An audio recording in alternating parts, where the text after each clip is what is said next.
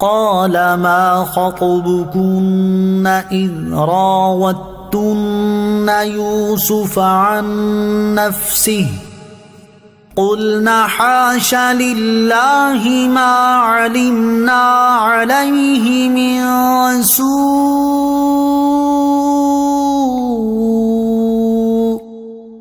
قالت امرأة العزيز الآن حصحص الحق أنا راودته عن بادشاہ نے کہا اے عورتوں تمہارا کیا حال تھا جب تم نے یوسف کا دل لبھانا چاہا؟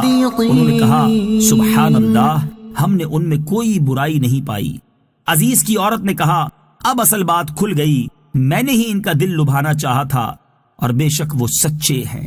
وقال الملك، بادشاہ نے کہا، تفسیر صراط الجنان میں ہے جب قاصد حضرت یوسف علیہ السلام کے پاس سے پیام لے کر بادشاہ کی خدمت میں پہنچا تو بادشاہ نے پیام سن کر ہاتھ کاٹ لینے والی عورتوں کو جمع کیا اور ان کے ساتھ عزیز مصر کی عورت کو بھی بلایا۔ پھر بادشاہ نے ان سے کہا اے عورتوں، اپنے صحیح حالات مجھے بتاؤ کہ کیا ہوا تھا جب تم نے حضرت یوسف علیہ السلام کا دل لبھانا چاہا، کیا تم نے ان کی جانب سے اپنی طرف کوئی میلان پایا؟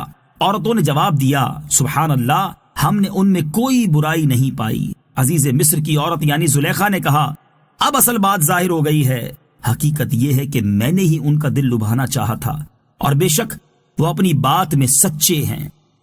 حضرت زلیخا رضی اللہ تعالی عنہا کو برے لفظوں سے یاد کرنا حرام ہے۔ یاد رہے اس آیت میں حضرت زلیخا رضی اللہ تعالی عنہا کی توبہ کا اعلان اللہ تعالیٰ نے فرما دیا، کیونکہ انہوں نے اپنے قصور کا اعتراف کر لیا اور قصور کا اقرار توبہ ہے۔ لہٰذا اب حضرت زلیخا رضی اللہ تعالی عنہا کو برے لفظوں سے یاد کرنا حرام ہے، کیونکہ وہ حضرت یوسف علیہ السلام کی صحابیہ اور ان کی مقدس بیوی تھی۔ اللہ تعالیٰ نے بھی ان کے قصوروں کا ذکر فرما کر ان پر غضب ظاہر نہ فرمایا، کیونکہ وہ توبہ کر چکی تھیں اور توبہ کرنے والا گناہگار بالکل بے گناہ کی طرح ہوتا ہے۔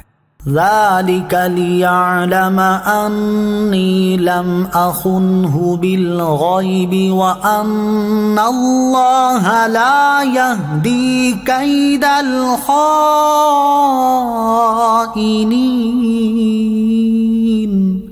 ترجمہ، یوسف نے فرمایا یہ میں نے اس لیے کیا تاکہ عزیز کو معلوم ہو جائے کہ میں نے اس کی عدم موجودگی میں کوئی خیانت نہیں کی اور اللہ خیانت کرنے والوں کا مکر نہیں چلنے دیتا۔ ذالک، یہ تفسیر صراط الجنان میں ہے۔ بادشاہ نے حضرت یوسف علیہ السلام کے پاس پیام بھیجا کہ عورتوں نے آپ کی پاکی بیان کی اور عزیز کی عورت نے اپنے گناہ کا اقرار کر لیا ہے۔ اس پر حضرت یوسف علیہ السلام نے فرمایا میں نے قاصد کو بادشاہ کی طرف اس لیے لوٹایا تاکہ عزیز کو معلوم ہو جائے کہ میں نے اس کی غیر موجودگی میں اس کی بیوی میں کوئی خیانت نہیں کی، اور اگر بالفرض میں نے کوئی خیانت کی ہوتی تو اللہ تعالیٰ مجھے اس قید سے رہائی عطا نہ فرماتا، کیونکہ اللہ تعالیٰ خیانت کرنے والوں کا مکر نہیں چلنے دیتا۔ اس سے معلوم ہوا کہ جھوٹ کو فروغ نہیں ہوتا اور سانچ کو آنچ نہیں آتی، مکار کا انجام خراب ہوتا ہے۔ اخلاقی خیانت مذموم وصف اور اخلاقی امانت داری قابل تعریف وصف ہے۔ اس سے یہ بھی معلوم ہوا کہ اخلاقی خیانت انتہائی مذموم وصف ہے اور اس سے ہر ایک کو بچنا چاہیے، اور اخلاقی امانت داری ایک قابل تعریف وصف ہے جسے ہر ایک کو اختیار کرنا چاہیے۔ آنکھ کی خیانت کے بارے میں اللہ تبارک و تعالی ارشاد فرماتا ہے يعلم خائنة الأعين وما تخفي الصدور۔ ترجمہ، اللہ آنکھوں کی خیانت کو جانتا ہے اور اسے بھی جو سینے چھپاتے ہیں۔ اخلاقی خیانت کرنے والوں سے متعلق حضرت بریدہ رضی اللہ تعالی عنہ سے روایت ہے، رسول کریم صلی اللہ تعالی علیہ وسلم نے ارشاد فرمایا گھروں میں بیٹھ رہنے والوں پر مجاہدین کی عورتوں کی حرمت ان کی ماؤں کی حرمت کی طرح ہے، اور گھروں میں بیٹھ رہنے والوں میں سے جو شخص مجاہدین میں سے کسی کے گھر والوں میں اس کا نائب بنے اور اس کے گھر بار کی دیکھ بھال کرے اور وہ اس مجاہد کے اہل خانہ میں خیانت کرے تو قیامت کے دن اسے کھڑا کیا جائے گا اور مجاہد اس کی نیکیوں میں سے جو چاہے گا لے لے گا۔ اس مجاہد کی نیکیاں لینے کے بارے میں تمہارا کیا خیال ہے؟ حضرت فضالہ بن عبید رضی اللہ تعالیٰ عنہ سے روایت ہے، رسول اللہ صلی اللہ تعالی علیہ وسلم نے ارشاد فرمایا 3 شخص ایسے ہیں جن کے بارے میں سوال نہیں ہوگا اور انہیں حساب کتاب کے بغیر ہی جہنم میں داخل کر دیا جائے گا۔ ان میں سے ایک وہ عورت جس کا شوہر اس کے پاس موجود نہ تھا اور اس شوہر نے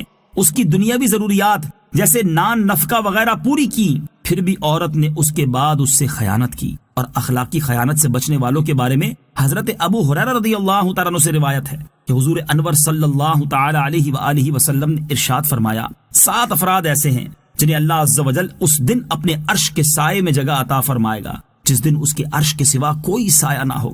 ان میں ایک وہ شخص ہے جسے کسی منصب و جمال والی عورت نے اپنے ساتھ برائی کرنے کے لیے طلب کیا تو اس نے کہا کہ میں اللہ تعالیٰ سے ڈرتا ہوں۔ اللہ تعالیٰ ہمیں اخلاقی خیانت کرنے سے محفوظ فرمائے اور اخلاقی طور پر بھی امانت دار بننے کی توفیق عطا فرمائے، آمین بجاہ النبی الامین صلی اللہ تعالی علیہ وسلم۔